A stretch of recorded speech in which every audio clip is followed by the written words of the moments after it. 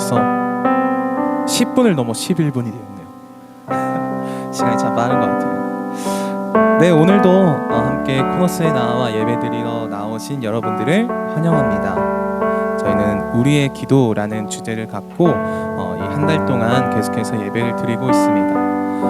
오늘 우리에게 하나님께서 그 가산말로 어떠한 하나님의 뜻을 깨닫게 하시는지를 우리가 기대하는 마음으로 이 시간 함께 나아갔으면 좋겠습니다. 이 시간 함께 주님께 찬양 올려드리며 예배를 올려드리도록 하겠습니다.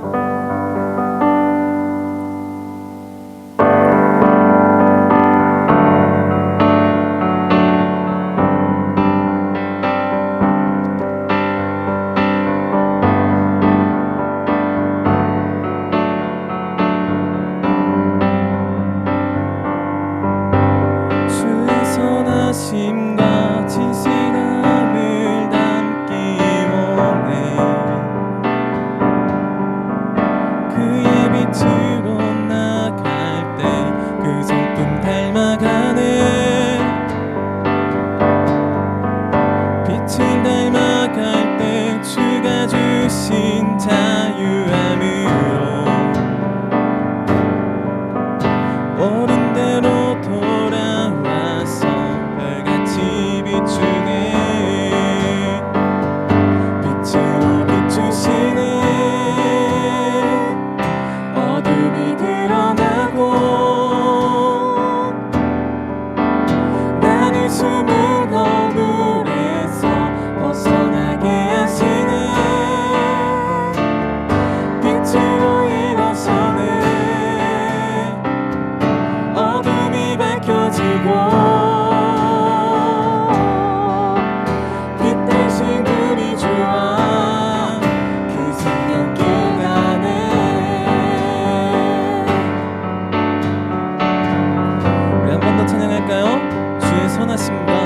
주의 선하심과 진실함을 담기 원해. 그의 빛으로 나갈 때 그 성품 닮아가네. 빛을 닮아갈 때 주가 주신 자유함으로 옳은 대로 돌아와서 별같이 비추네. 빛으로 비추시네. 어둠이 드러나고 나를 숨은 허물에서 벗어나게 하시네. 빛으로 일어서네. 어둠이 밝혀지고 빛 대신 우리 주와 그 생명 기가는 우리 한 번 더 빛으로 비추시네. 빛으로 비추시네. 어둠이 드러나고 나를 숨은 허물에서 벗어나게 하시네. 빛으로 일어서네. 어둠이 밝혀지고 빛 대신 우리 주와 그 생명 기가네.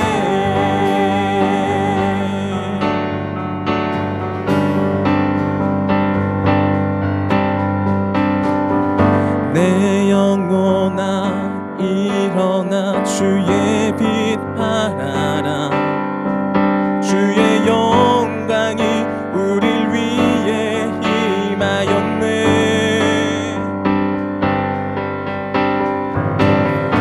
내 영혼아 일어나 주의 빛 바라라. 주의 영광이 우릴 위해 임하였네.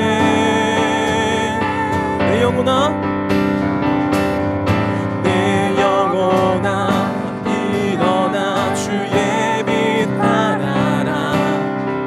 주의 영광이 우릴 위해 임하였네. 우리 한 번 더 찬양합니다. 내 영혼아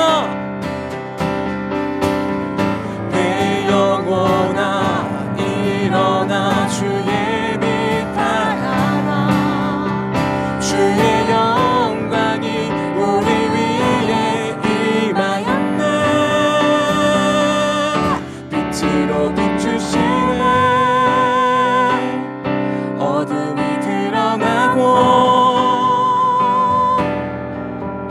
나를 숨은 어물에서 벗어나게 하시네. 빛으로 일어서네.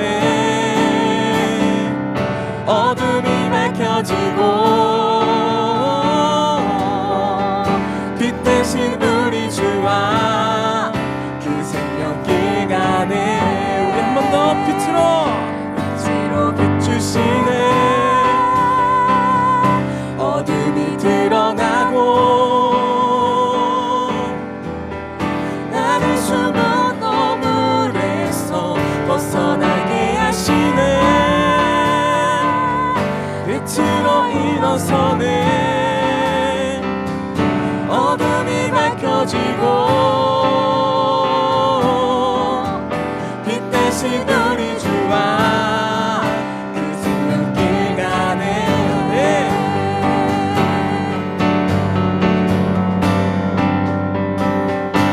내 어둠을 노란색 주님의 빛을 우리에게 주신 주님을 찬양합니다. 아멘.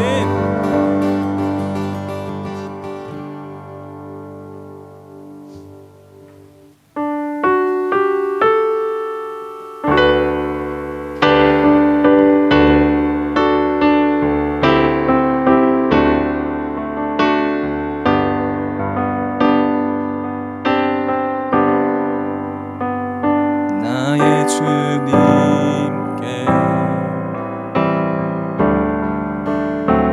찬양 드리며 그 크신 사랑 주 임재 감사해. 어둠 속에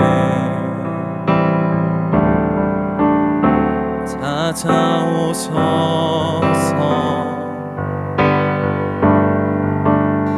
주님의 영광 보게 하시네.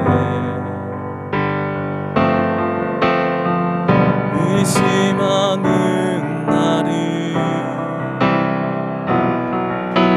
손 내밀어 잡아주시네.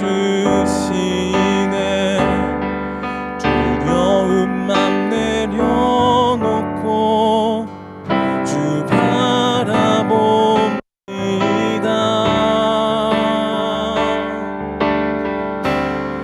주님을 보게 하소서. 나를 붙드소서. 내 뜻과 내 생각 내려놓고 주님 앞에 나 엎드려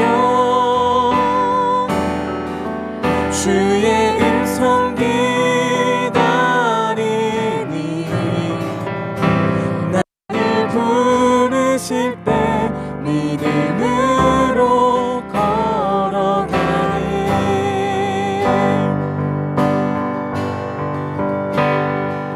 우리 한 번 더 찬양할까요? 나의 주님께 나의 주님께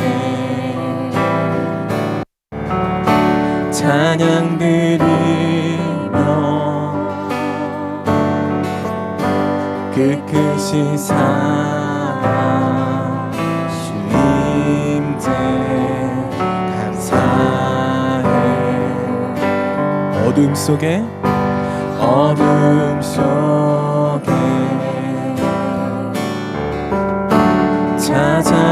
찾아오셔서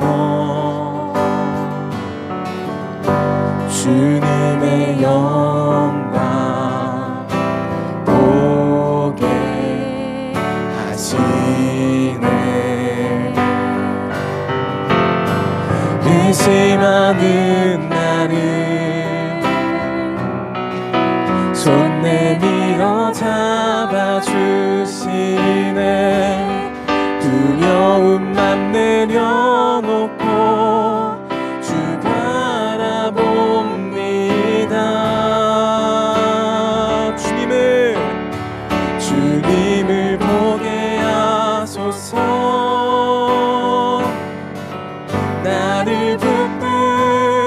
하소서. 내 뜻과 내 생각 내려놓고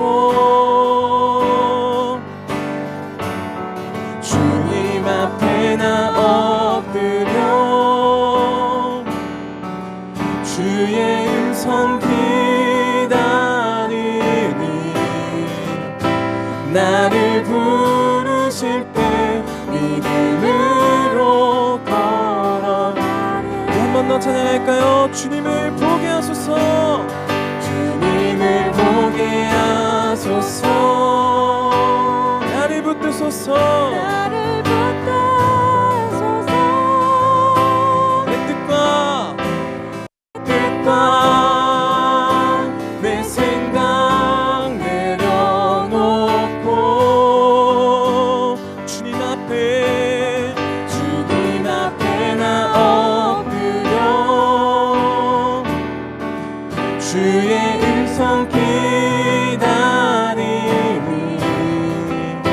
나를 부르실 때 믿음으로 걸어가리. 우리 목소리로 찬양해볼까요? 주님을 보게 하소서. 주님을 보게 하소서. 나를 붙드소서. 내 뜻과 내 생각 내려놓고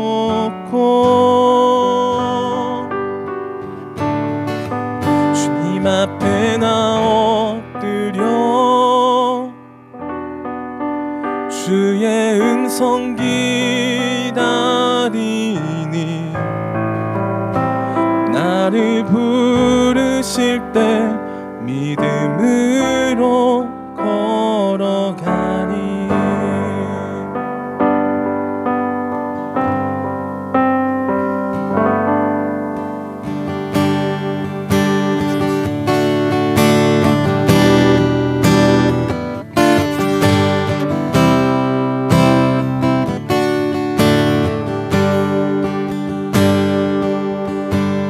오늘 이 자리에 모인 우리 어린 양 예수 따라가는 우리 되게 하소서.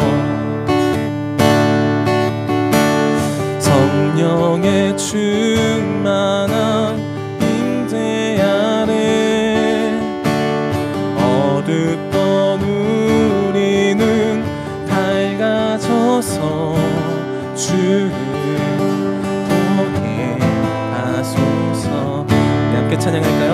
오늘 이 자리에 모인 우리 어린 양 예수 따라가는 우리 되게 하소서. 성령의 충만한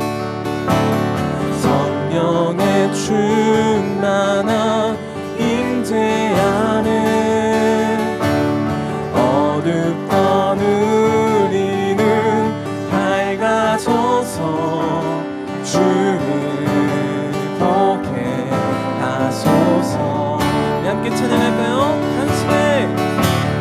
당신의 겸손함, 당신의 거룩함, 당신의 정직함 우리에게 보이사네. 내 안에 교만함, 내 안에 천박함, 내 안에 거짓됨 모두 벗어버리고 어린 양 예수 닮아가는 우리 되게 하소서. 우리 가사를 생각하시며 한 번 더 오늘 이 자리에 모인 우리 어린 양 예수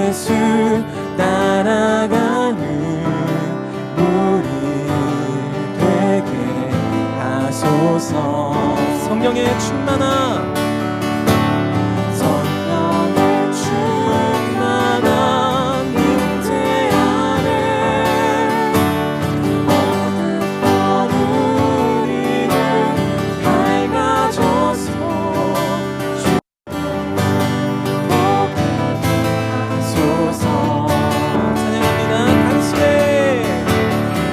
당신의 겸손함, 당신의 거룩함, 당신의 정직함 우리에게 보이사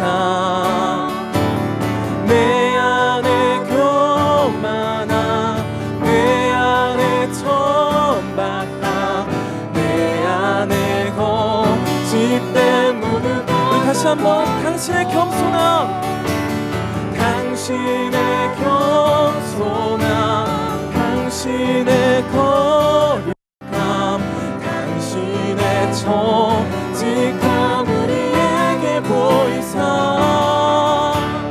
내 안에 교만함, 내 안에 천박함, 내 안에 거짓된 한 번 더 당신의 겸손함, 당신의 겸손함, 당신의 거룩함, 당신의 정직함 우리에게 보이사 내 안에 교만함, 내 안에 천박함, 내 안에 거짓된 모두 벗어버리고 어린 양 예수를 예수 닮아가는 우리 되게 하소 어린 양 예수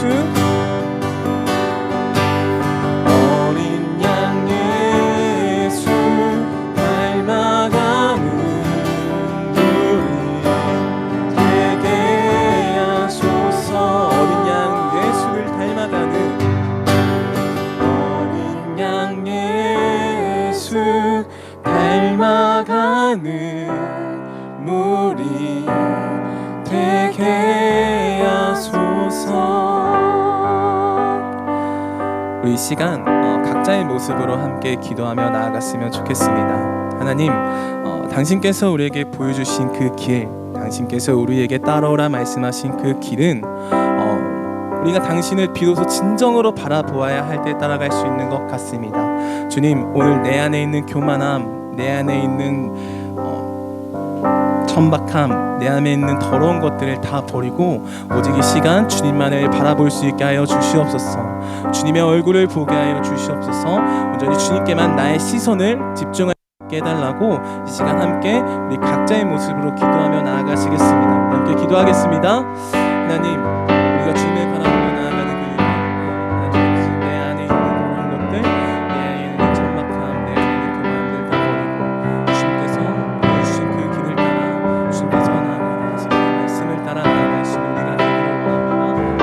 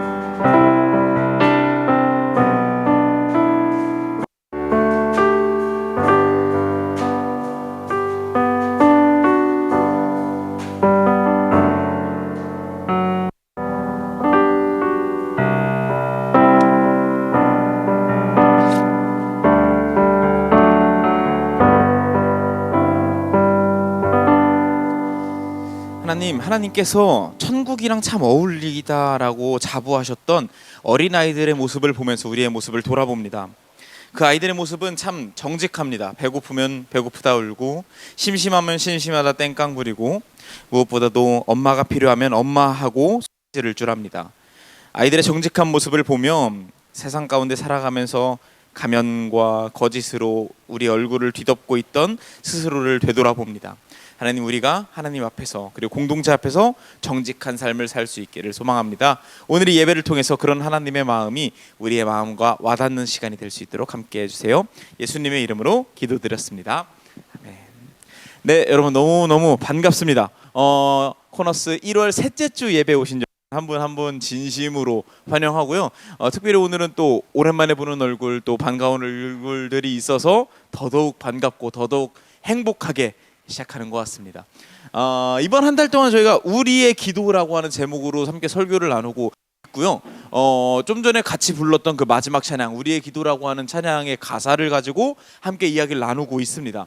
지난 3주간의 이야기를 짧게 되짚어 보면은 첫 번째 주에는 이런 제목으로 이야기를 나눴죠. 당신의 겸손함, 내 안의 교만함이란 이야기를 나누면서 이런 이야기를 했었습니다. 겸손이란 무엇인가? 마땅한 자가 마땅한 자리를 취하지 않는 것. 그래서 마땅하지 않은 자가 저 그 자리 아니에요 라고 말하는 건 별로 겸손이랑 어울리지 않는다는 이야기를 하면서, 교만이란 반대로 나는 마땅해 라고 하는 판단으로 굉장히 함부로 행동하고 말하는 것을 뜻한다고 이야기를 드렸었죠. 그래서 예수님의 모습이 정말 겸손하셨다, 마땅한 자리에 계심에도 불구하고 그 자리를 취하지 않으셨다라는 이야기를 했었습니다. 그래서 우리에게도 내가 좀 마땅할지라도 타인에 대하여 좀 더 여유롭고 자비를 베풀 수 있는 마음이 있었으면 좋겠다는 이야기를 했었죠. 두 번째 주는 이런 이야기를 했었습니다. 당신의 거룩함, 내 안의 천박함이라는 이야기를 하면서 사실 이런 이야기를 했었습니다. 사실 천박하다라고 말하는 그 사람이 사실은 천박할 수 있다. 누군가와 나를 나눠서 너는 고급이고 난 천박이야 라고 말하는 그 태도가 어쩌면 천박함이라고 말할 수 있겠다. 그래서 거룩함이라는 것은 모두에게 동일한 기회를 건네는 그 포도나무 가지를 잘라내 버리는 것이 아니라 드러내 주시는 그런 하나님의 사랑을 닮은 모습이 바로 진정한 거룩함이다라고 이야기를 드렸었습니다. 그런데 지난주까지 이 두 가지 이야기를 하고 오늘의 이야기 시작하기 전에 잠깐 이제 AS 시간이라고 해야 될까요? 이런 시간을 좀 해보려고 하는데요. 너무 설교가 길어질까봐 좀 잘라낸 내용이 있는데, 가끔 이 두 이야기를 통해서 그래, 내가 마땅하지 않지, 겸손하게 생각하자라고 하면서 아무런 생각도 하지 않고 아무런 판단이나 평가도 하지 않고 그냥 이렇게 모두가 좋은 게 좋은 거야 라고 생각을 해야 되는 건가? 혹은 그래, 누구든 사랑해야지, 정말 저 사람은 아닌 것 같은데 그래도 이형 물고 사랑해야지, 그게 하나님의 마음이지 라고 생각할 수도 있겠다라는 생각이 들었어요. 그래서 요 내용까지 지난주까지 설교에 말하진 않았지만 이걸 좀 덧붙이려고 해요. AS 시간으로. 하나님의 성품은 사랑이긴 합니다. 하지만 나머지 성품은 공의와 정의이기도 해요. 누군가를 사랑하고 어떤 평가 없이 받아들이자라는 마음도 있지만, 사회적 정의에 반하는 것에 대해서는 하나님께서는 언제나 성경을 통해서 그 사람에게는 어떤 정의의 철퇴가 있어야 된다라는 이야기를 성경을 통해서 언제나 이야기를 하셨고요. 하나님께서는 염치가 수반된 자에게 사랑을 베푸시던 분이라는 것을 우리가 함께 기억할 수 있었으면 좋겠습니다. 거기까지 이제 지난주에 대한 이야기 AS 시간이었고요. 오늘은 그러면 이 찬양 가사에서 어떤 이야기를 하는가, 요거죠. 같이 한번 읽어보겠습니다. 시작.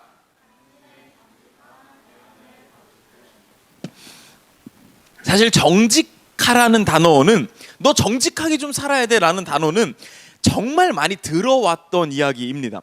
어렸을 때부터 야, 거짓말은 안 돼, 다른 건 다 괜찮아도 거짓말은 엄마가 진짜 용서하지 않을 거야, 막 이런 이야기 저도 많이 들었단 말이죠. 정직해야 된다, 거짓말만큼은 안 된다라는 이야기를 너무 익숙히 듣다 보니까, 그런 맥락에서 생각해 봤을 때 오늘의 이야기가 상대적으로 되게 직관적이고 좀 쉬운 이야기처럼 받아들여질 수 있겠다라는 생각이 듭니다. 근데 사실 개인적으로 미리 스포일러를 하자면, 저는 오늘의 이야기가 저한테 적용하기 가장 어려운 이야기였습니다. 최근에 제가 인터넷에서 이런 글을 본 적이 있었습니다. 딸 아이를 키우고 있는 엄마인 것 같아요. 놀이터에서 우리 딸아이랑 친구가 그네를 가지고 실랑이를 하는 걸 보고 있었음. 그네를 잡고 서로 붙잡고 잡아당기다가 도저히 협상이 안 된 듯함. 우리 딸아이 갑자기 주먹을 들고 친구를 때리려 함. 나는 즉시 개입해서 팔을 붙잡고 아니야, 원하는 게 있으면 말로 해야 돼 라고 훈육했음. 그러자 만 3세였던 우리 아이가 진심을 다해 이렇게 외쳤다. 때려도 돼? 무슨 말인지 아시겠죠? 지금 이 대화에서 거짓은 일절 없습니다. 엄마는 아이에게 원하는 게 있으면 말로 하라고 훈육을 했고요, 아이는 원하는 걸 말했어요. 나 때리고 싶어, 지금 때려도 돼? 라고 말했단 말이죠. 이 대화에서 그른 말은 없어요. 올바른 말만 있어요. 거짓이 아닌 말은 없어요. 다 거짓이 아닌 말밖에 없어요. 틀린 건 없단 말이에요. 근데 우리가 이 상황을 옳다고 여기지 않잖아요. 저는 개인적으로 정직하다라는 말은 거짓말하면 안 돼 라고 하는 개념에서 한참 더 많은 걸 우리에게 요구하고 있는 단어라고 생각을 해요. 단순히 내가 거짓말하지 않았어 라고 해서 내 말과 행동에 거짓은 없었어 라고 해서 정직해진 건 아니라는 생각이 듭니다. 왜냐하면요, 정직이라는 말에는 두 가지 요소가 섞여 있기 때문입니다. 정직이란 말은 이렇게 씁니다.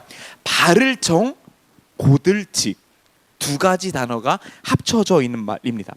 바를 정, 바른 것, 올바른 것, 틀림이 없는 것이라고 해도 고들 직, 고든 것, 여기서 저기까지 가는데 분명하고 곧고 흔들림이 없는 것까지 포함이 되어야 정직이라는 말을 우리가 취할 수 있게 되는 겁니다. 우리가 예전부터 들었던 말 중에 뭐로 가도 한양으로만 가면 된다라는 말이 있어요. 이 말을 제가 잘못 생각하는 걸까봐 심지어 사전에 검색을 해봤는데 이런 뜻이래요. 수단과 방법은 어찌 되었든 간에 목적만 이루면 된다라는 말이래요. 뭐로 가도 한양으로만 간다. 한양으로 가는데 그 길이 구불거릴지라도 뭔가 막 복잡할지라도 어쨌든 갔으면 됐다. 과정보다 결과가 중요하다라는 말입니다. 하지만 진짜로 이 말이 옳은 말일까요? 정말로 그 가는 길이 아주 불합리하고 뒤엉켰어도 결과만 좋으면 우리는 허허 결과가 좋았지라고 넘길 수 있는 걸까요? 결과만 바를 정이 나오면 그 과정이 고들직이 아니어도 곧지 않아도 우리는 무관한 것일까요? 이걸 생각해 볼 수 있었으면 좋겠다는 생각이 듭니다. 우리는 결과만 바르면 된다라는 생각을 은연중에 가질 때가 많아요. 그걸 표현할 때가 많아요. 비록 그 과정 중에서 막 지지고 승질이 났어도 결과적으로 잘 됐잖아. 결과적으로 이 일이 마무리됐잖아. 어찌됐든 지금 내가 맞는 말 했잖아. 어쨌든 그래서 내가 지금 틀린 말 했어? 사실을 얘기했잖아. 바를 정이 있다라는 것을 핑계로 고들직이 없어도 굉장히 당당해질 때가 있는 것 같아요. 제가 오늘의 설교를 준비하면서 오늘의 설교의 가장 핵심이 되는 문장을 이렇게 적어봤어요. 사실이 많이 모였다고 진실이 되는 건 아닙니다, 여러분. 사실이 많이 모였다고 해도요, 진실이 되지 않을 때가 있어요. 산상수훈이라는 예수님의 유명한 설교가 적혀있는 성경 본문이 있어요. 마태복음 5장부터 시작되는 본문인데요, 거기에 보면은 우리가 가지고 있던 기존의 생각들을 전복시켜버리는 어떤 이야기들을 많이 하시거든요. 가장 기본적으로 뭐 예를 들면 이런 이야기예요. 살인하지 말라는 말 너네 많이 들어봤을 거다. 살인을 하는 사람은 재판을 받을 것이니까. 근데 여기서 우리의 생각을 전복시켜버립니다. 근데 아니야, 지 형제한테 화내고 승질내고 속으로 막 나쁜 말하고 막 죽이고 싶다, 막 살기가 등등하게 사랑하는 그 사람도, 심지어 자기 형제에게 바보라고 말하는 사람은 지옥불에 던져질 것이다 라고 이야기를 하고 있어요. 제가 이 본문을 보면서 굉장히 마음에 찔림이 있었습니다. 제가 1월 1일 날 우리 동규랑 커피를 한잔 마시면서 동규한테 2번 정도 욕을 했거든요. 어쩌면 지옥불에 내 것일 수 있겠다라는 생각이 좀 들었어요. 비슷한 맥락이 계속 등장합니다. 너네 간음하지 말라는 계명 들었지? 간음만 않으면 된다라고 들었지? 아니야. 이성을 보면서, 특히 유부남녀가 다른 유부남녀를 보면서 음욕을 품으면 이미 간음한 거나 마찬가지야. 너네 거짓 맹세하지 말라는 이야기 들었지? 아니야. 그냥 니네 자신 없으면 하나님의 이름으로 뿐만이 아니라 무엇 걸고라도 함부로 시건하지 말아야 돼 라는 이야기를 마태복음에서 굉장히 자주 이야기를 하시는 거예요. 왜 이런 말씀을 하시는 걸까요? 뭔가 죄의 스펙트럼을 늘려서 좀 더 쉽게, 좀 더 원활하게 우리를 정죄하기 위해서 이런 이야기를 하시는 걸까요? 저는 이렇게 생각합니다. 결과적으로 범죄하지 않게 만드는 게 율법의 정신이 아닌 거예요. 결과적으로 바를 정은 있어요. 그 과정이 복잡하고 고들찍이 없어도요, 결과적으로 바를 정만 있으면 됩니다라고 안심시켜주는 게 율법의 목적이 아니라는 겁니다. 나의 사랑하는 자녀들이 서로 사랑했으면 좋겠다라고 하는 마음이 담긴 게 율법이라고 제가 여러 번 이야기 드렸잖아요. 내 속이야 어찌됐든 간에 겉으로 가늠하지 않았으니까 난 정직한 삶이야. 내 속으로 살기가 등등하고 누굴 미워 죽겠는 삶을 살아도 살인은 안 했잖아 라고 말하는 게 율법의 정신이 아닌 거죠. 나의 사랑하는 자녀들이 하나님의 마음이 담겨있는 율법을 그 정신까지 지켰으면 좋겠다는 마음으로 이런 이야기를 하셨다라는 생각이 들어요. 제가 최근에 굉장히 흥미롭게 본 영상이 있는데, 그게 뭐냐면 우리나라 셰프 중에 요즘 가장 유명하고 가장 공신력 있는 사람이 누구겠습니까? 그렇죠, 안성재 셰프. 너무 멋있더라고요. 너무 막 그냥 고래처럼, 돌고래처럼 생겼는데 왜 이렇게 멋있나 모르겠어요. 근데 이분이 유튜브를 하는데 굉장히 최근에 핫했던 영상이 하나 있어요. 그게 뭐냐면 딸아이랑 데리고 두쫀쿠를 만든 영상이었어요. 그래서 엄마, 아빠 나 두쫀쿠 먹고 싶어. 그래서 아빠가 만들어줄게 해가지고 두쫀쿠를 만드는데, 이 안성재 셰프가 댓글이 지금 제가 보니까 13,000개가 달려있거든요. 그 13,000개 중에 12,000개 정도가 안성재 셰프를 욕하는 댓글이에요. 왜냐면은 지 맘대로 만들었어요. 뭐 아빠 이거 이렇게 해야 돼, 마시멜로 이만큼 넣어야 돼, 뭐 쫀득쫀득하게 만들어야 되는데 지 맘대로 만들어가지고 저 가운데 계란말이처럼 보이는 게 지금 만들어낸 두쫀쿠거든요. 그래서 네가 만든 건 두쫀쿠가 아니야 라고 수많은 사람들이 돌팔매질을 하고 있어요. 제가 댓글 중에 너무 재밌는 거 몇 개만 캡처를 해왔어요. 이건 치킨 해달라 했는데 백숙 해준 거야. 아빠가 만들어준 미친 개딱딱한 두바이 퍽퍽 강정. 빙수 사달랬는데 비비빅 사온 우리 아빠 같다. 닭 똑같은 거야. 팥 들어가고 차갑고 단 거. 맞는 말이죠. 비비빅이나 팥빙수나 차갑고 팥 들어가고 단 거 맞아요. 지금 이 안성재 셰프가 만든 두쫀쿠가요, 그 재료에는 문제가 없어요. 카다이프 들어갔죠, 코코아 가루 들어갔죠, 마시멜로 들어갔죠. 잘 만들은 그 재료를 가지고 잘 만들어냈어요. 근데 뭐가 달라요? 의도가 달라요. 사실 들어간 재료는 두쫀쿠예요. 하지만 진실로 저도 영상 봤거든요. 그건 두쫀쿠라고 할 수 없어요. 그거는 아니에요.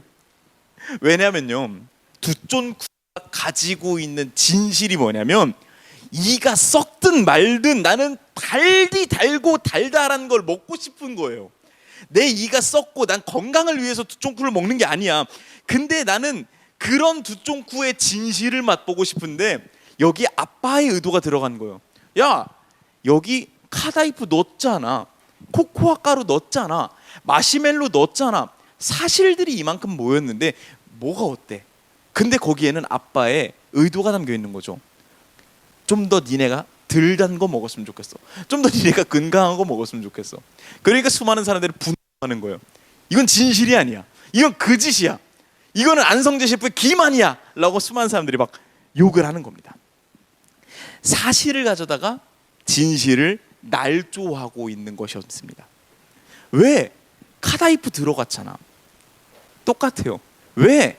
살인은 안 했잖아. 내가 마음으로 얼마나 미워하는지 뭘 어떻게 한다고. 난 겉으로는 발랐어. 문제 없었어. 왜? 간음 안 했잖아. 잠자리는 안 가졌잖아. 내 속이 어떻든 결과적으로 바르잖아. 고들직이 사라지고 바를 정만 남아서 이게 정직하다라고 바뀌어버린 게 세상에 너무나 많은 것 같다라는 생각이 듭니다. 왜? 나는 사실만 말했는데 뭐가 문제야라는 거죠. 최근에 개인적으로 지난주에도 제가 설교 시간에 잠깐 농담조로 언급을 했지만 최근 몇 주간 제 마음을 굉장히 좀 복잡하고 슬프게 만든 건 유독 최근에 선배 목사님들의 아쉬운 모습들이 뉴스를 통해서 자주 보여지고 제가 또 접하고 있습니다. 그 중에서도 개인적으로 참 가슴 아팠던 건 인간적으로 제가 많이 존경했던 한 목사님이 있어요. 그분의 책도 많이 보고 그분의 설교 글 많이 참고했고, 심지어 우리 상원 누나가 저를 향해서 야, 너 그 목사님 같아 라고 이야기를 한 적이 있었어요. 그게 막 떠오르는 거죠. 날 그렇게 봤었구나. 막 이런 농담입니다. 결국 그 목사님이 최근에 무너지게 됐던 거는 돈 문제였어요. 참고로 여러분, 돈 문제는 어려운 문제예요. 굉장히 신앙인으로서 돈 문제는 어려운 문제인데, 만약에 여러분이 신앙인으로서 돈 문제를 극복하고 싶다면 최근에 베스트셀러가 된 신앙은 가난을 극복할 수 있는가라는 저서가 있어요. 그 저서의 저자가 오늘 여기에 와 있습니다. 제 설교하기 지금 굉장히 마음이 어려워요. 혹시 이따가 돈 문제 관련해서 궁금한 게 있다, 오늘 처음 보는 사람을 찾아가 보세요. 네, 죄송합니다. 전혀 합의되지 않은 내용이었어요. 근데 최근에 그 목사님께서, 어쨌든 그 돈 문제로 굉장히 떠들썩한 이슈를 냈던 목사님께서 뉴스 기자와 이제 통화를 하면서 변명이라고 해야 될까요? 해명이라고 해야 될까요? 그런 걸 했던 대화를 보면서 개인적으로 좀 더 가슴이 아팠는데요. 목사님이 했던 이야기가 이런 거예요. 그 목사님이 참고로 어떤 교회, 본인이 개척한 이제 커져버린 교회에서 이제 나와서 교회를 개척할 건데, 심지어 본인이 개척하고 자기 아들도 데리고 가서 이렇게 약간 세습처럼 개척할 건데, 그 교회에 요청한 돈이 꽤 큰 금액, 40억이라고 하는 금액이었어요. 그래서 이게 그동안 그분이 이야기하셨던 청렴결백한 신앙인의 모습과 닮지 않아서 이슈가 됐던 것이죠. 근데 그분이 그 기자와 통화해서 이런 이야기를 하는 거예요. 나는 그 교회, 지금 그 커져버린 교회의 설립자다, 처음 초대 설립자다. 그래서 내가 어느 정도 뭐랄까 지분이라고 해야 될까, 그런 게 있다고 생각을 한다. 그리고 내가 후임자로 세운 목사랑 나랑 안 맞았다. 그래서 네가 나가든 내가 나가든 하자 해서 싫다고 해서 내가 나가는 거다. 그래서 그 교회 부동산 가치가 지금 얼마인 줄 아냐? 1,500억, 2,000억이다.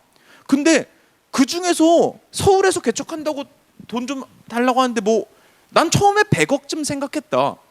서울에서 100평대 구하려면 40억 필요하다. 내가 지금 살고 있는 우리 사택도 40억인데 그거 못 요청하냐? 사람들이 많다고 막 화를 내서 난 놀랬다 라는 이야기였어요. 지금 이 문장들에서 틀린 말이 하나 없습니다, 여러분. 다 사실이거든요. 그 목사님이 설립 목사님이셨고, 후임과 안 맞으셨고, 그 교회 지금 부동산 가치는 1,500억, 2,000억이 맞고, 지금 서울에서 막 교회를 삐까뻔쩍하게 개척하려면 100억쯤 필요한 것도 맞고, 그분이 지금 살고 계신 사택도 40억이 맞고, 다 틀린 말이에요. 다 맞는 말이에요. 다 사실이에요. 틀린 말이 하나도 없어요. 근데 제가 지금 그 목사님의 이야기를 여러분들에게 전달드렸을 때 여러분의 마음에 와서 닿나요? 동요가 되나요? 저는 사실 그 이야기를 쭉 듣고 가슴이 많이 착잡해지더라고요. 틀린 말이 하나 없고 수많은 바른 말은 우리에게 와서 닿지 않습니다. 왜냐하면 맞는 말일지언정 그 속에 담겨져 있는 진실은, 진정으로 생각하셨던 마음은 그렇진 않을 것이라는 생각이 들거든요. 진정으로 아주 떳떳하고 하나님 앞에서 부끄러움이 하나도 없을 것인가 라고 생각할 때 어쩌면 아닐 수 있겠다라는 생각이 들기에 그렇게까지 와닿았던 것은 아닌 것 같습니다. 우리는 정만으로는 안 됩니다. 우리는 직도 갖춰야 합니다. 고다야 합니다. 내가 결과만 번지르르한 삶이라고 해서 문제없어라고 말할 것이 아니라 그 과정도 고든 삶인지 스스로 바라볼 줄 알아야 한다는 생각이 듭니다. 결과는 바르게 내면서 거짓된 삶일 수도 있습니다. 그래서 우리는 정만으로는 안 되고 직도 갖춰야 합니다. 근데 내가 정만 있는지 아니면 직도 갖추고 있는지를 바라보는 것을 뭐라고 말하냐면 직면이라고 말합니다. 직면, 곧게 나의 얼굴을 바라보는 것. 영어로도 표현합니다. face to라고 하는 수거. 저도 중학교 1학년 때 요거 하나 외웠거든요. face to, 직면하다, 마주보다 라는 말이에요. 내가 나의 얼굴을 두고 똑바로 쳐다보는 거예요. 너 지금 진짜로 너의 속과 겉이 일치하니? 네가 지금 보여주고 있는 삶의 결과와 그 과정 중에서 네 마음속에 있는 그 뒤엉켜짐이 안 일치하고 있진 않니라고 내가 나에게 아주 직접적으로 질문하는 과정, 이 직면의 과정이 저는 신앙인으로서 반드시 가져야 하는 과정이라는 생각이 듭니다. 사실요, 신앙인이 아니고서는 이 과정이 저는 필요 없는 세상으로 점점 변모하고 있다는 생각이 들어요. 우리가 하고 있는 SNS, 우리가 하고 있는 여러 가지 활동들, 사회적으로 보여지고 있는 모습들, 이거 없어도요, 세상은 점점 더 결과만 올바르면 무탈한 세상이 되고 있어요.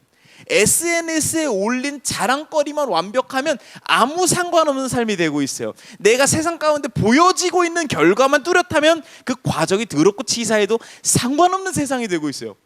근데 저는 신앙인이라면, 좀 전에 산상수훈을 이야기하셨던 예수님을 믿고 따르고 그분처럼 살고 싶다라고 다짐하는 사람들이라면 이 과정이 필요하다는 생각이 듭니다. 나의 마음이 정말로 바르고, 그리고 심지어 거기에 곧기도 한지는 오롯이 나만 압니다. 내가 아무리 겉으로 바른 말, 바른 모습, 바른 행동을 보였어도요, 그 속이 얼마나 꼬여있고 뒤틀려있고 뒤죽박죽인지는 오롯이 나만 안다라는 말입니다. 정말 정직한 삶이라는 건 그걸 외면하는 게 아니라 직면할 수 있는, 뚜렷하게 볼 줄 아는 삶의 태도인 것이죠. 근데 제가 개인적으로 오늘의 설교를 준비하면서 들었던 생각 중에 하나가 뭐냐면, 아이러니하게도 그것이 예수님의 정신인데 교회가, 기독교의 문화가 오히려 그것과 뒤로 가고 있다는 생각도 드는 겁니다.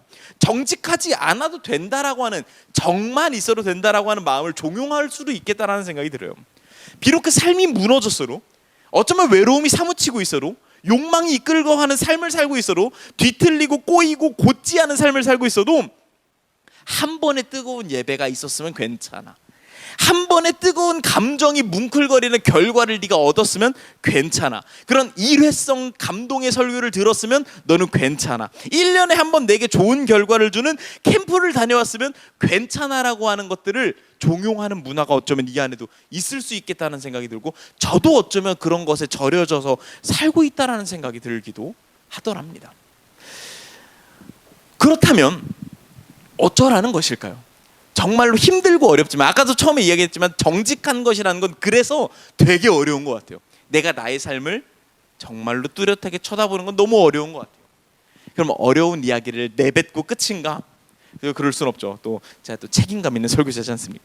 그래서 개인적으로 최근에 정직한 마음을 이때 상대적으로 많이 갖게 되는구나를 좀 깨닫게 된 게 있어서 그걸 좀 이야기 드리려고 하는데요. 그게 뭐냐면 바로 삶과 죽음에 대해서 직면하는 것입니다. 저는 개인적으로 우리의 인생을 이렇게 정의할 수 있다고 생각이 들어요. 우리는 살고 있고요, 우리는 언젠간 죽습니다.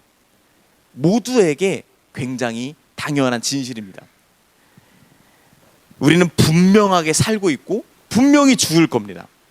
근데 문제는요, 우리가 너무나 쉽게 내가 지금 살고 있다라는 걸 잊을 때가 있어요. 그저 관성으로 살아낼 뿐이지 나의 삶을 내가 주체적으로 바라보고 내가 살아내고 있고 오늘도 숨쉬며 살고 있고 내가 누군가를 바라보고 있고 내가 무언가를 느끼고 있다는 걸 너무 아무렇지 않게 지나가 버리는 경우가 있어요. 그리고 그 과정들 중에서 시간이 지나다 보면 죽음이라고 하는 운명이 나에게 찾아올 것이라는 것도 너무나 쉽게 잊고 있다라는 생각이 들어요. 근데 저도 마찬가지로 잊고 있었어요. 내가 살고 있다는 걸 잊고 있었어요. 그저 일해야 되니까 일하고 해야 되는 일을 하고 뭘 느낄 새가 없이 뭘 바라볼 새가 없이 열심히 그냥 살고 있었단 말이에요. 근데 제가 최근에 삶에 대해서 굉장히 돌아보게 됩니다. 왜냐면요, 저희 집에 새로운 생명이 태어났거든요. 너무 귀여워요. 요만하거든요. 요만한 아기가 정말 숨을 쉬고요, 밥을 먹고요, 잠을 자고요. 그냥 사실은 소영이가 영상 안 볼 거예요 아마. 임신하고 있는 기간 동안에는요 사실 별로 체감이 안 됐어요. 그냥 아내의 배가 나오고 있다 정도의 느낌. 왜냐면 저는 느껴지는 게 없거든요. 그냥 나중에 언젠가 태어나겠지, 그때 되면 고생한다는데 잘할 수 있을까, 이 정도의 생각. 근데 얘가 태어나서 그 생명을 바라보니까 이거 정말 살아있는 거구나. 얘가 커서 몇 살이 되면 뭘 느끼겠지, 언제가 되면 뭘 느끼겠지, 뭔가를 하겠지, 우정을 경험하겠지, 애정을 경험하겠지, 남자친구를 데려오겠지, 그놈 새끼 어떻게 죽여버릴 수 있어, 막 이런 생각을 하는 거예요. 제가 생명이라는 것이 분명히 존재한다는 걸 최근에 좀 느끼고 있습니다. 그리고 또 한 가지로 최근에 저는 죽음에 대해서 굉장히 좀 직면하고 있습니다. 사실은 이 얘기를 제가 설교 시간에 절대 안 할 생각이었고 그랬는데 오늘 설교를 준비하면서 해야겠다라는 생각이 좀 들더라고요. 최근에 제가 건강검진을 받았는데 암이 생겼다라고 하는 소견을 들었습니다. 물론 미리 이야기 드리자면 아주 심각한 상황은 아니고요. 잘 수술하고 뭐 이렇게 하면은 금방 또 괜찮아질 수도 있다라고 이야기를 했고, 또 하여튼 그런 상황입니다. 자세한 건 나중에 또 이야기를 드릴게요. 수술이 잘 되든 뭐 잘 되겠죠. 잘 될 거고 금방 잘 낫겠지만 어찌 됐든간 나의 삶에 직접적으로 암이라고 하는 단어가 찾아오는 순간 죽음이라는 것이 나에게 존재하는구나라는 걸 너무나 뼈저리게 체감하게 된 거예요. 30대잖아요. 30대 중반 됐지만 아까 물론 동규가 형 35 됐어요 라고 막 반 70이네 이렇게 막 놀리긴 했지만 젊은 나이잖아요. 굉장히 젊은 나이란 말이에요. 아예 새까맣게 잊고 있었어요. 나에게 언젠가 죽음이 찾아올 거라는 걸. 근데 아니래요. 너도 죽는데요. 죽음이 근처에 있을 수도 있대요. 뭐 이런 이야기를 누가 저한테 해주는 느낌이 드는 거죠. 여러분, 이 두 가지 사건이요, 아이가 태어나서 삶이라는 걸 제가 직면하게 됐고요, 암이 생겨서 죽음이라는 걸 직면하고 나니까요, 내가 정직하게 살게 되더라고요. 정직하게 산다는 게 뭐냐면 겉으로 드러난 것만 가지고 삶이 만족되지가 않아요. 언젠가 찾아올 죽음이라는 게 분명히 여기 있다라고 느껴지니까 여기 분명히 존재하는 삶이 너무 소중해지는 거예요. 오늘 내가 느끼는 정말 절절히 느껴지고 있거든요. 이 따뜻한 공기가 히터라는 걸 느끼고 있어요. 진짜 더워요 지금. 추운 바람, 아내의 이야기, 아내의 목소리, 엄마와의 통화, 여러분들과 나눴던 이렇게 배려 가득한 전도사님, 리모컨이라고 하는 존재, 하지만 꺼지지 않는 어떤 거리감,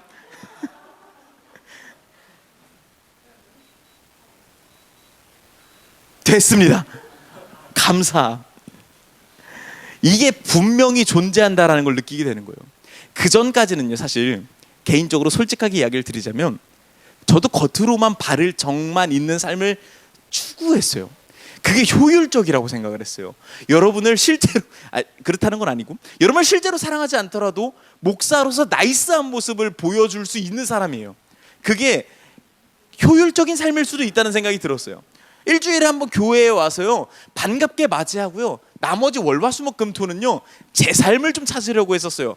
왜냐하면 그게 삐까뻔쩍한 번지르르한 말 많이 했어요. 이 정도 거리가 목회자와 성도의 좋은 거리다라든지 뭐 목회자에게 너무 의지하지 않는 신앙, 막 헛소리를 한 거죠.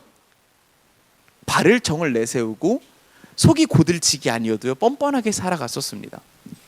열심히, 제가 아시는 분들은 아시겠지만 사업을 열심히 하고 있어요. 돈도 열심히 벌고 있어요. 발을 정은 수두룩 빽빽 이야기를 했어요. 목회자가 뭐 돈을 벌어서 자기 먹고 사는 걸 충분히 해야 오히려 교회에 더 충실할 수 있고, 하지만 그 속에서 돈을 굉장히 욕망하면서 쫓고 있었다라는 걸, 그 고들치기 없었다라는 걸 아는데 발을 정으로 덮어버릴 때가 많았단 말이죠. 근데 제가 삶을 직면하고 죽음을 직면하니까 무엇이 진짜로 소중한 것인지, 무엇이 진짜로 아름다운 것인지, 무엇을 내가 지금 취해야 되는지, 내가 어떻게 살아야 정직할 수 있는지 좀 되돌아보게 되었습니다. 정만 있는 삶이 얼마나 허망한지, 직까지 있도록 노력하는 삶이 나에게 필요하구나라는 걸 좀 깨닫게 되었습니다. 제가 오늘 여러분에게 왜 이런 이야기까지 하는 걸까요? 막 아픔을 이야기하면서, 보통은 이런 이야기할 때는 약간 이렇게 감동적인 설교를 하기 위해서 하는 거죠. 사실 저는 그런 건 정말 아니에요. 제가 오늘 이런 이야기까지 하는 이유는 정직하고 싶어서 하는 거예요. 내가 암이 생길 때까지 나는 정직하지 않았습니다. 겉으로 바를 정만 있으면 됐다고 생각했습니다. 여러분에게 나이스한 목사의 모습만 보여줬었습니다. 그래서 괜찮다고 생각했었습니다. 근데 아닙니다라는 것을, 지금 나의 가장 삶과 죽음을 직면한 상태를 정직하게 나누고 싶었습니다. 저는 개인적으로 여러분이 정직한 사람이 됐으면 좋겠다라는 생각이 듭니다. 이번 한 달 시리즈를 준비했던 그 처음에 말처럼 말이죠. 여러분이 정직했으면 좋겠습니다. 세상에게 정직할 수 있었으면 좋겠습니다. 이 온 세상이 꾸며낸 관계와 그 이면에 숨겨놓은 아픔, 과장하여 자랑하는 결핍, 그 사이에서 진실된 사람으로서 빛이 나는 사람들이 됐으면 좋겠어요. 정직한 사람, 그 과정도 고든 사람, 과정을 오히려 더 중요시 여기는 사람, 그래서 오히려 결과가 바르지 않아도 만족할 줄 아는 사람, 그런 멋있는 사람이 됐으면 좋겠다는 생각이 들었습니다.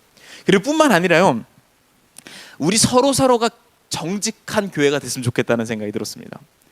만나서 대충 웃고 대충 나누고 대충 겉으로 우리 교인 하고 끝나는 것이 아니라 정말 정직하게 여러분이 삶을 느꼈을 때 내 삶에 팽배해 있는 아름다운 것들, 감사한 것들, 느낀 어떤 삶의 소감들을 정직하게 나누고, 삶의 죽음처럼 분명히 존재하는 위로받아야 되는 순간들, 아쉬운 순간들, 하나님의 도우심이 필요한 순간들도 정직하게 나눌 줄 아는 공동체가 됐으면 좋겠다는 생각이 들었고요.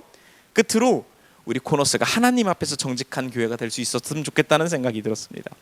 나의 삶과 죽음을 주관할 줄 아는 분, 비록 본인이 삶과 죽음을 주관할 줄 아는 분임에도 불구하고 힘겨운 삶을 선택하셨고 피할 수 있는 죽음을 맞이하셨던 예수님이 우리를 사랑해 주셨다는 것을 우리 모두가 기억하면서 우리 역시도 그 주님 앞에 공감을 구하고, 하나님, 저 정직하게 이런 마음입니다, 사실은 제 속에 이렇게 뒤틀려 있습니다, 꼬여 있습니다 라고 고백할 줄 아는 우리 모든 코너스 성도들이 될 수 있으면 좋겠다라는 생각을 하며 오늘의 이야기를 준비했습니다. 이 시간에 함께 같이 기도할 수 있었으면 좋겠는데요, 아시다시피 저희는 통성으로 기도하기보다는 적는 기도를 먼저 더 추구하고 있습니다. 여러분이 받으신 주보에 마음껏 기도할 수 있었으면 좋겠는데요, 특별히 오늘은 적는 기도를 저희가 하는 이유를 좀 더 소개해 드리려고 해요.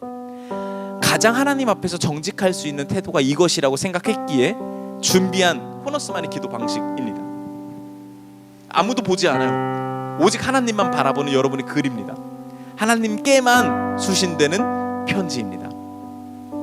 편하게 쓰셨으면 좋겠습니다. 여러분의 솔직한 마음을, 세상 사람들이 다 몰랐으면 좋겠다라고 하는 곧지 않은 마음을, 겉으로는 정직해도 속으로는 문드러지고 있었을 그 마음을 하나님에게는 먼저 좀 고백할 수 있는 시간이 됐으면 좋겠습니다. 그리고 나서 좀 더 좀 더 마음을 열 수 있다면 우리에게도, 코너스에게도 그렇게 정직한 모습을 보여주시면 좋겠다. 더 나아가서 좀 더 하나님의 위로와 사랑을 충만하게 채웠다면 세상에서도 정직한 모습으로 멋지게 살아가는 저와 여러분이 될 수 있으면 좋겠다라는 생각입니다. 오늘은 특별히 어떤 기도 제목을 드리지 않겠습니다. 그저 여러분 마음속에 있는 이야기가 있다면 그게 무엇이든 관계없으니 하나님 앞에 털어놓는 시간이 되었으면 좋겠습니다. 함께 같이 기도하겠습니다.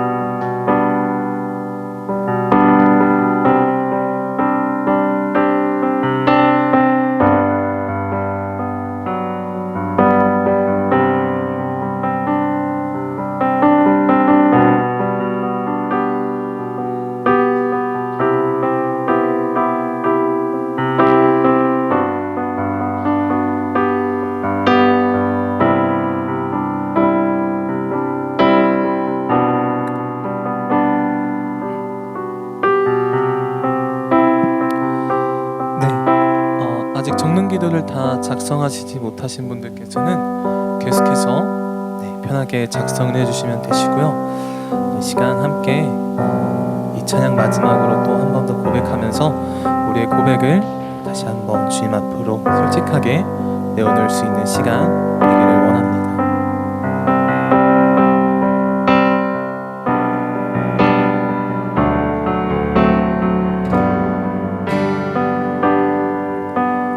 오늘 이 자리에 모인 우리 어린 양 예수 따라가는 무리 되게 하소서.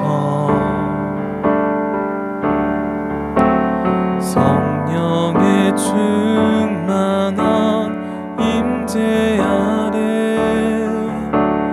어둡던 우리는 밝아져서 주를 보게 하소서. 우리 한 번 더 오늘 이 자리에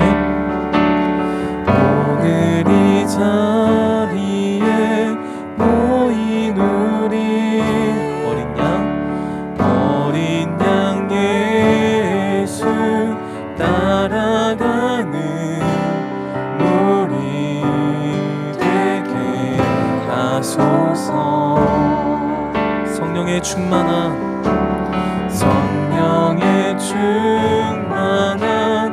임재 아래 어둡던 우리는 밝아져서 주를 보게 하소서. 함께 찬양할까요? 당신의 겸손함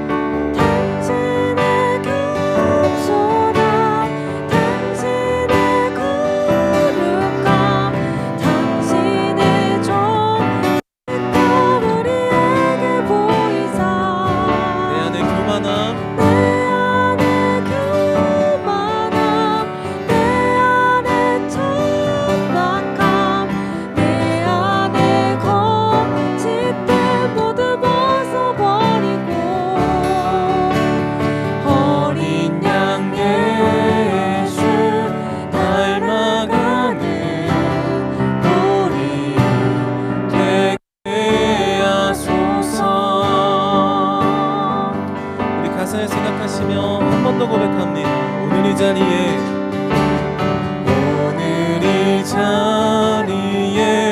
모인 우리 어린 양 예수 따라가는 무리 되게 하소서. 성령의 충만한 임재 아래서 성령의 충만한 임재 아래 어둡던 우리는 밝아져서 주를 보게 하소서. 당신의 겸손함 당신의 거룩함 당신의 정직함 우리에게 보이사 내 안에 교만함 내 안에 천박함 내 안에 거짓됨 모두 벗어. 우리 한 번 더 당신의 겸손함 당신의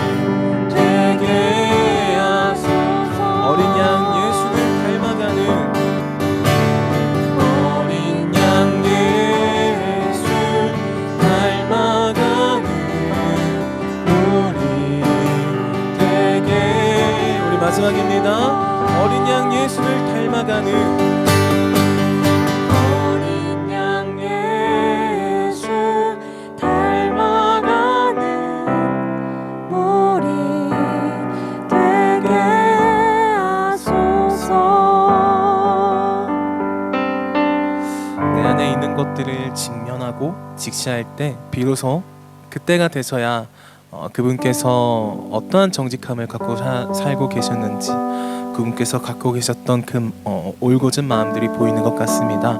우리 코너스 공동체가 주님의 그 마음을 따라 정직할 수 있는 우리 모두가 될 수 있었으면 좋겠습니다.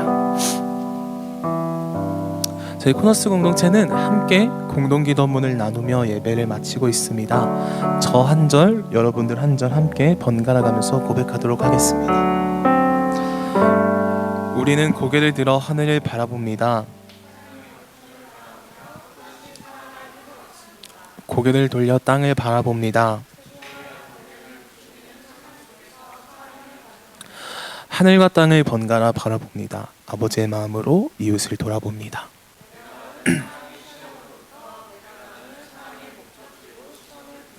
움켜잡기보다 펴서 나누기를, 불편함을 감수하고 진리에 용감하기를. 우리 함께 하겠습니다. 우리가 구석으로부터 왔으니 구석으로 갈 수 있기를 예수님의 이름으로 기도합니다. 아멘.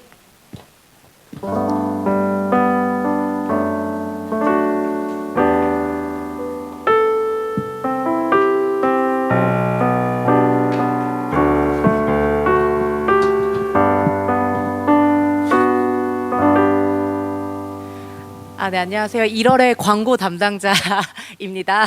아이가 절대 떨어지지 않겠다 해서 같이 광고하러 나왔습니다. 저희 오늘 새로운 분도 계시니까 코너스에 대해서 얘기해보는 시간 갖도록 하겠습니다. 저희 코너스의 가치들을 잠깐 소개해드리자면, 저희는 사랑의 선순환이라는 단어를 가장 중요하게 생각하면서 교회를 운영하고 있습니다. 저희가 구석에 있던 우리가 하나님께서 불러주셨고, 또 다시 우리가 이웃들에게, 그 구석에 있는 이웃들에게 나아가자는 마인드로 사랑의 선순환을 얘기하고 있고요. 그리고 저희는 저스트 코너스, 코너스 처치라고, 코너스 교회라고 불릴 수도 있지만, 외부에서 우리를 봤을 때 우리가 진짜 교회다, 우와 너희 정말 교회다 라고 하는 것을 듣고자 좀 높은 가치를 또 잡았습니다. 그리고 좀 더 구석에 있는 분들을 위해서 5시 예배를 했고요. 저 같은 엄마들을 위해서 5시 예배가 준비되어 있고요. 그리고 이제 오늘 말씀 전해주신 규용이와, 그리고 찬양 인도해주신 우리 아니죠, 오늘 인도 안 했네요. 오늘은 찬양 함께 싱어해주신 상은 언니가 공동 목회를 하고 있습니다. 그래서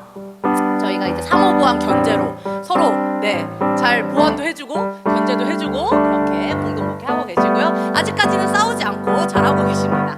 그리고 마지막으로는 제가 목사님이라고 안 하고 전사님이라고 안 하고 언니, 오빠, 그리고 규용이 이렇게 말할 정도로 저희는 수평호칭을 얘기하고 있습니다. 그래서 저희가 이제 집사님, 권사님 이런 거 말고 같이 이제 서로 이름을 불러가면서 언니, 오빠라고 편하게 불러주는 교회가 됐으면 좋겠고요. 건강한 교회를 이뤄갈 수 있도록 함께 기도해 주시면 감사하겠습니다. 그리고 오늘 처음 오신 분들은 주보 앞에 보시면 방문 카드가 QR로 있습니다. 이거는 등록 카드가 아니고 방문 카드이기 때문에 QR 코드를 찍어서 오늘 예배 어떠셨는지 꼭 이제 남겨주시면 너무나 감사하겠습니다. 저희의 솔직한 의견으로 더 좋은 교회를 만들어가도록 하겠습니다.